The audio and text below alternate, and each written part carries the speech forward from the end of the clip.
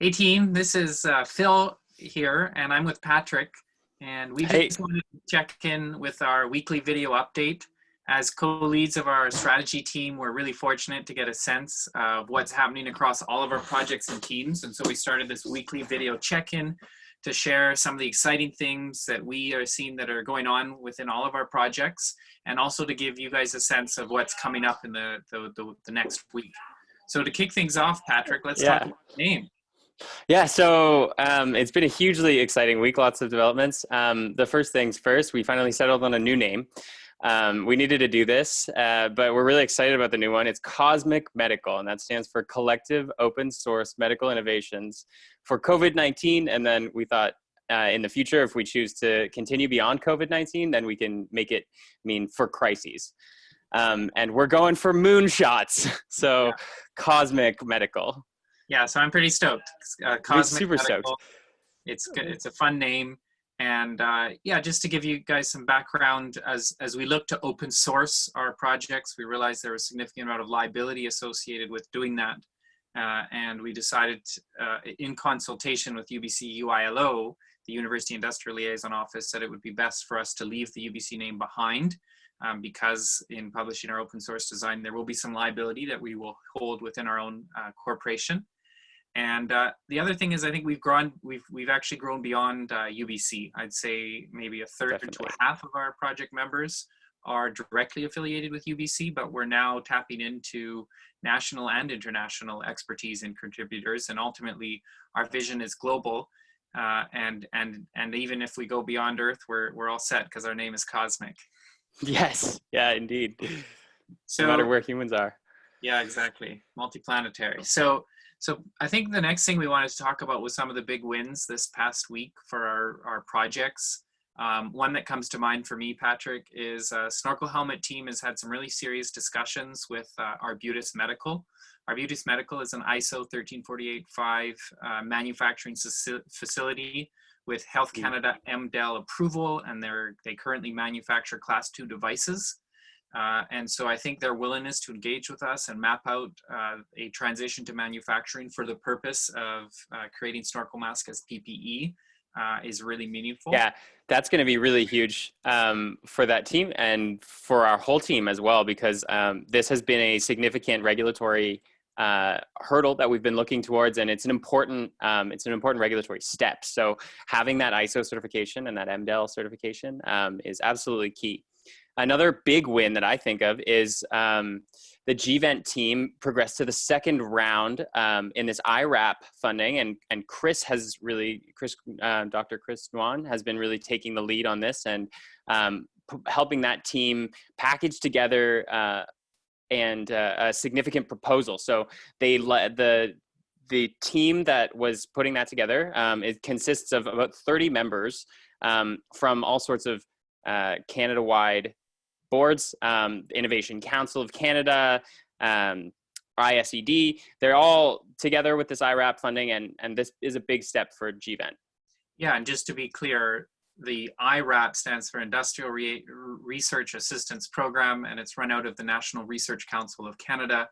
And so they are really enthused by the innovation that they see in the gVent ventilator and are willing to advance it to the second round for serious consideration from their experts vis-a-vis scaling up to manufacturing. So, I mean, that's very much a big step towards our mission of providing ventilators at a low cost for BC and around the world. Yeah, so huge thanks to Chris as well for giving gVent the representation and making a persuasive case for our team. Next, we have a huge thank you to make to the VGH Foundation. The chair of the VGH Foundation was so inspired by the ingenuity of our work that they donated $9,200 to our initiative. So this money will continue to fund the prototypes that the teams are making and probably begin to support the regulatory applications for some of the projects as well. This will continue to fund all of the work and make sure that all the projects that we deem, that the team deems significant, get approved and get funded And I would say this is such a great example in general for our donors of leveraged investment. So we're a team of over 100 volunteers now. And so by providing the capital for basic kind of research, supplies, costs, regulatory advice, things like that, our donors are unlocking the potential of 100 engineers, clinicians, designers. And so thank you big time to the Czech BGH Foundation for doing that. I think another cool thing is we've got these weekly project reviews that are going. It's a time for our projects to give kind of fast-paced 6-minute updates about what they've been doing over the last week, and a time for our community to kind of hear about what we're doing and chime in terms of asking questions and giving advice to our teams. We normally invite expert reviewers to attend, and this week we added Dr. Joshua Bennitz and Dr. Navraj Chima, who are 2 anesthetists at Vancouver General Hospital, to our expert reviewers. And so they gave some really great insights from the front lines of anesthesia and ICU critical care within VGH. And also Mr. Gordon Jasechko, who's a former biomedical engineer with 33 years of experience designing and building devices, was also there as well. So that was pretty cool. And one of the highlights also was we had guests joining from Calgary as well as Montreal, biomedical engineers, anesthetists. So people are starting to really pay attention to the progress that our teams are making. Totally, and students too joining. There's a student who joined from Calgary with a business focus, and so people kind of at all levels are getting involved, and experts and just people who are just at the start of their careers making significant contributions. Another big thing that happened this week on the step to the regulatory and also on the step towards getting that IRAP funding and getting those manufacturing partnerships and contracts is we filed for incorporation. So I did a bunch of research this week and was consulting with Van City and the BC Cooperative Association to explore, well, do we want to be more of a co-op or do we want to file for incorporation? And we ended up filing for incorporation, but we'll maintain internally a lot of these cooperative practices that we've been practicing before we were incorporated.